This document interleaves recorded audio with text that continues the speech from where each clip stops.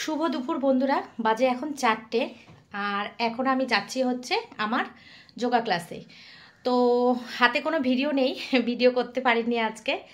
তো যাই হোক, শরীরটাও ভালো নেই, মনটাও বেশি ভালো নেই, সেই কারণে ভিডিও করতে পারিনি। তো সেই জন্য ভাবছিলাম যে সুমিদের যে 1 মিলিয়ন পার্টিটা সেলিব্রেট হয়েছিল, তো সেখানের কিছু ক্লিপ আমার কাছে রয়েছে, সেটাই তোমাদেরকে দেখাবো। তো ওটাই শেয়ার করলাম ছোট করে, দেখে নাও।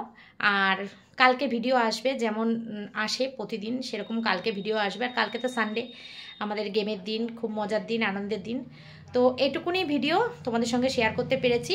মানে আধ খাপ চা, এখান থেকে কিছু ওখান থেকে কিছু, এইভাবে মিলিয়ে মিশিয়ে তোমাদের সঙ্গে প্রতিদিন ভিডিও শেয়ার করি। আজকে করতে পারিনি বলে ভালো লাগছিল না, সেই জন্যই তোমাদের সঙ্গে এইটুকুনি শেয়ার করে দিয়ে এখন আমি চলে যাব যোগা ক্লাসে। তো চলো ভিডিওটা দেখতে থাকো। তো দেখো বন্ধুরা, আমরা কিন্তু চলে এসেছি সুমিদের 1 মিলিয়ন পার্টি সেলিব্রেট করতে। দেখো এখানে কেক আনা হয়েছে।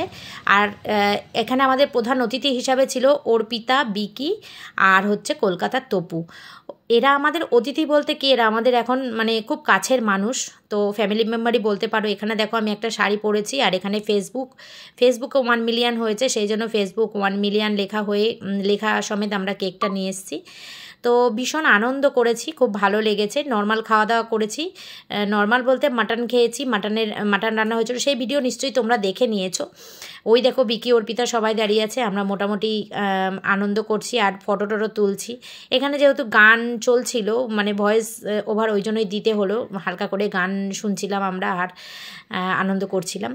তো এদিকে কিন্তু বৃষ্টি হয়েছিল আজকে প্রচুর পরিমাণে বৃষ্টির জন্য কারেন্ট ছিল না। আর তাড়াহুড়া আমরা করছিলাম যে কখন যদি ইনভার্টারটা নিভে যায় কোনো সময়, তাহলে ব্যাস আমাদের সব মানে কিছুই হবে না আর কি, খাওয়া দাওয়া ভিডিও কিছুই হবে না, সেই জন্য আমরা তাড়াহুড়া করছিলাম।